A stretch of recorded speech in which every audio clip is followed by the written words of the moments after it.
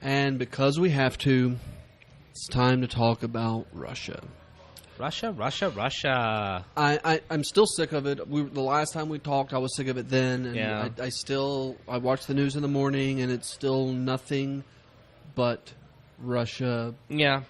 I'm beginning to believe that the there is a much smaller pinpoint than what it was at the very, very beginning of all this. Well, I mean, because the more we dig into it, the more we find that there are things. There's something there. It's not like, okay, let's just get it out of the way. I do not think that Donald Trump personally had some deal with Vladimir Putin personally to get Donald Trump into office so that he could be a Kremlin stooge. I do not believe that as a personal matter, of course, at all. As dumb as the public sometimes thinks Donald Trump is, I honestly don't believe he's that dumb. I don't think he's that smart. Because what I do think there is some credible evidence for, and we can run down like what they've found so far. Oh, we can do speculation all day long. We can do a 24-hour news network, right? And everybody has their speculation. Here is my speculation that totally fits the evidence we have so far. I believe that I believe the Kremlin began surrounding Donald Trump with plants of people that they wanted, so that they could try to influence policy in directions they wanted. But more than anything, they wanted Donald Trump because A, they thought he was influenceable, and B, they thought that he would be a detriment to the nation because he was so erratic. And also, his opponent Hillary Clinton was very, very what's the word? Negative towards Putin and exactly. Russia. Exactly. She claimed he was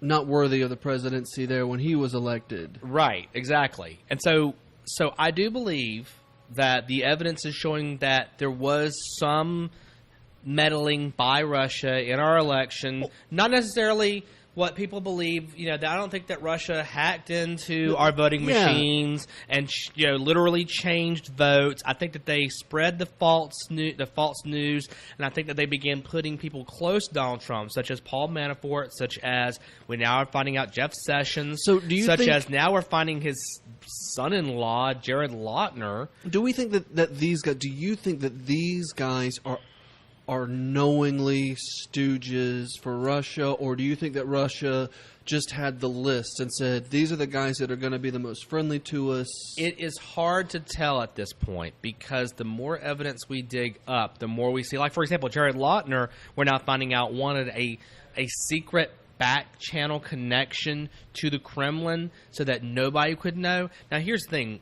We know that people in the State Department, people who work in diplomacy, we work off back channels. I mean, the Cuban Missile Crisis was averted by back channels between Washington and Moscow. We know this. This happens because there are things that we can say in private that we can't say in public in order to save face. We want to avert war. We want to avert other things. We know that happens.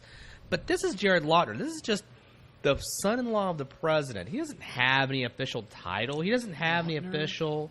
It's Kushner. Is it Kushner? I think it's Kushner. It may be. I don't know. I just know the guy doesn't have an official title. I just know that I may be thinking of Ashton. You may be. I don't know, but I may be thinking of something else entirely. Yeah. But what I do know is the guy has been given control over. He's going to run Middle East peace. He's going to run economic policy. He's going to run foreign relations. He's going to run all this stuff, but he's not a cabinet member. He's not a secretary of anything. He's like a volunteer. He wasn't elected to anything. Yeah, he's just a volunteer. And so now we're finding out that this guy who's just a volunteer, who's just helping out his father-in-law, was one of the secret back channel to the Kremlin. So that's weird. Now, I still think it's even more innocuous than that, and I don't know how much of this is going to roll out to be real. I honestly think that it's going to be more like Donald Trump probably had some deal with Russia, and somehow that deal before his campaign I don't know, money was funneled through the KGB or something like that he didn't even know about. I think what I fear is that's what we're going to find, and we're going to have a lot of Democrats or something like that, and we're going to have a lot of Democrats jump on it, and I feel like in a situation like that, like Donald Trump or President Trump isn't necessarily at fault for something like that. But the problem is not – I think the problem is not going to be the crime. It's going to be the cover-up. The crime is going to be minor, but the cover-up is what's going to blow things up. And if you want to use the I word about Trump, I still think it's a little premature. Intelligent? No, you never use that one. Impeachment. Yeah. If people want to go down that road, they've been wanting to go down that road since day one he was elected. I get it. It's an emotional go-to. But if you really feel like there is something there, the closest thing I think you can get to is the ways in which he has obstructed investigations. That's obstruction of justice. That is a crime. Mm-hmm. And that is the thing. The cover-up of whatever he's trying to hide or whatever somebody's trying to hide, that's the thing that's going to get him. I don't think there's this... Like, we want these overarching conspiracies. Conspiracy theorists on all sides want these they're things interesting. They're interesting, but they also give structure and meaning to these seemingly meaningless things that have gone on. How in the world could we have elected this reality star buffoon to the highest office in the land? Must be a conspiracy. Must be these overarching global forces that conspired aliens to put him in charge. You know, honestly, you look at Vladimir Putin, you kind of put him up to like the lizard guys. You know, that's not too far off. I'm just saying. I mean, but I've never been to Russia. I've never met people that are in Moscow. I almost feel like Vladimir Putin is liked by Russians. They love him. He's their populist. Yeah, no, they love him. He has I think an 87% approval rate. That's great. And that's not by like RT or somebody. It was by an independent pollster. No, he is rather loved by the Russian people, and they love his strong stance, and they feel like he's this fearless leader, and they really do. Like, they're like, don't talk crap about Vladimir Putin because we like him. Well, when we were kids, I remember seeing news stories about the Russian people waiting in line to get bread. Right. I don't think that happens anymore. No. So, They all attribute yeah, the recovery of the Russian economy to Putin. Because before then, when Boris Yeltsin was in power, you know, the communist government did control everything, and before Yeltsin, and they did have bread lines, they did have all that stuff. Then the Soviet Empire collapsed, and Boris Yeltsin was in charge of the new Russian government, and I mean, that was USSR, and then the Russian Federation. And Boris Yeltsin had this appearance of being the slovenly drunk who, he day drank and just was he the guy that had the purple thing? No, that was Yosidon. He was the guy who was in charge of the Soviet Union just prior to its fall, and he ushered in the new Russian Federation. Okay. That he didn't hand it off to Yeltsin. But anyway, people just hated him because they felt like they attributed a lot of the economic woes of the crash course in capitalism that Russia suddenly had to Yeltsin. So then when Vladimir Putin came in, the economy recovered. It had already started recovering. Well, yeah, but they all attributed it to Vladimir Putin. So Vladimir Putin was not very popular when he first came in, but as the economy recovered and he began continuing to project this strongman image, and it's become a strongman, the economy's recovering. I did see the picture of him riding a bear. There is definitely a strongman there. So, yeah, he's very popular in Russia. He's absolutely popular. I guess that's sort of on the same track of populism is popular. Well, yeah. I mean, that's why they call it populism. That's why they call it populism, right. Speaking of populism being popular, apparently we have a very popular congressman who likes to body slam liberal reporters. Right. So dirty liberal reporters like from The Guardian. So, yeah, I didn't catch a whole lot of this. The one report that I did see, somebody interviewed somebody, and they said, and I saw his feet fly up in the air, and like it suddenly became silly and cartoonish. By the way, anybody who's watching, please pause this recording, go and find an audio recording if you haven't already of it, because it's amazing. Like, you literally hear the guy ask a question, and all of a sudden there's this kerfuffle, and then he's like, and then you hear Gianforte just yelling at the guy, "I'm sick and tired of you guys constantly doing this to us." And then you can hear the reporter, "You just body slammed me, and you broke my glasses." And yeah, like, the guy choke slammed him. It reminds me of cartoons when Bugs Bunny would put on a pair of glasses and say, "You want to hit a guy with glasses?" Right, exactly. But then, no, he would. And then a senator going, "Well, I won't punch you, but I will definitely choke slam you." Right, he totally choke slammed him.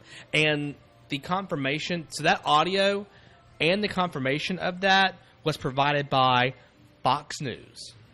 Good on them. Good on them. Fair and balanced. Right, because there were Fox News people in the they are trying to interview him when the guy came up to ask the question. So they had all the video. They had it all, right. So they were like, "No, he just came up and asked a question." Then suddenly Gianforte lost his mind and chokeslammed him and started punching him. But not to give Fox News too much credit, like that type of news is also the kind of news that side of the aisle likes. I mean, the dude won anyway. The dude did win anyway. I mean, he won anyway. That's the kind of news that they like. But I will say, unlike some who have said that, this just shows how backwards Montana is, you have to realize that Montana is so big and they only have one congressional district. 2/3 of all Montana votes were by mail. So, and the choke slam happened the night before the election So night. a lot of people didn't know they were voting for Jesse Ventura. It was already baked in. Now, mind you, Jesse Ventura is also a very popular politician. Choke slammer, yes. I would say that if Jesse Ventura tried to run again, he probably would have a pretty good Unfortunately, because he's gotten a little crazier since the last time he ran. Yeah, he has, totally. But I think he'd also be very popular. Right, so this reporter, is he going to press charges? He did press charges. And they ended up having to charge... Lock him up, right? They ended up having to charge the congressman-elect with misdemeanor assault. A choke slam is only a misdemeanor now. Embezzlement, apparently, is a misdemeanor assault. So maybe it is a little bit of backwoods there. Well, I also know that the sheriff in that election donated to Gianforte's campaign. So maybe a little bit of collusion. We'll have to see if anything else comes out. We'll keep you apprised of that as it comes along. Speaking of collusion, it came out this week or last week, the tax break that the family that owns Walmart gets, $52 billion? In the new Trump budget, right. Yeah, it's a, $4.1 trillion budget. And this... Now, couldn't we do... If we tax them like normal, if we tax that family like... Because I got to pay my taxes. I don't get a whole bunch of exemptions. Sure. If we tax that family like we tax everybody else, couldn't we use that money to, I don't know, do something with, like, I don't know, healthcare? Well, that's the whole point, is that the whole idea that the Trump budget has unfortunately fallen into in a rather dramatic way is the supply side economics, in which basically if we reduce the tax rate, then economic growth will increase by the same amount. And so you'll have the economic growth, and you can tax that economic growth. And those taxes will pay for it. And actually, there was a problem. Do we have a lot of evidence for that going that direction, though? Because I hear that argument all the time, and I don't see... They keep trying it over and over and over. They tried it Reagan tried it in 84, and then in 87 he had to raise taxes. Bush tried it. Oh, no new taxes, Bush. Bush tried it and didn't work. George W. Bush tried it, and we got sank into the Great Recession. I mean, we just keep finding out that the rich need to pay their fair share in taxes. Those taxes can then be invested. Now, if we squander these taxes on foreign wars of adventure, then yeah, sure. Then that's that you might as well just be burning that. Well, we're but talking if about you, taking care of ourselves. But if you spend it on healthcare, if you spend it on infrastructure, roads, bridges, high-speed internet, those kind of things, and make them as investments, then that creates economic prosperity that can then be taxed, and it begins to pay for itself, not the other way around. And it starts to look like the New Deal. Exactly. You know, and without actually doing anything except for upholding the rules we currently have. Right. Exactly. I mean, it seems simple. But what you pointed out to the $52 billion tax break, I would also, again, ask any listener to go watch Bernie Sanders grilling Michael Mulvaney, who's the current budget director, over that. And, man, for most of it, Bernie Sanders has him on the ropes. Like, please justify to me how this is good for the people when we're having to make all of these cuts to Medicare and Medicaid. Explain it to me. And he can't. For the most part, he can't. He eventually gets his footing when he kind of changes the subject. But he can't. Nobody can. Nobody can explain that in any real way. And this isn't the first time that Bernie Sanders has come out and said this to somebody and they don't have a good answer for it. No. It's just that he's suddenly now starting to get some traction with it. Well, I'm glad that this talking point's getting out there, because if they don't have to pay their taxes, why do I have to pay mine? Because they're job creators and you're not. Well, I'm going to create a job. This episode of Citizen State comes to you from Ampersand Guild Hall in downtown Macon. It's a place where artists can come together and experience their art, perform their arts in multiple ways. It's located at 503 5th Street. Ampersand Guild Hall defines art in many different ways, from visual art and music all the way to political podcasts. Including Citizen State.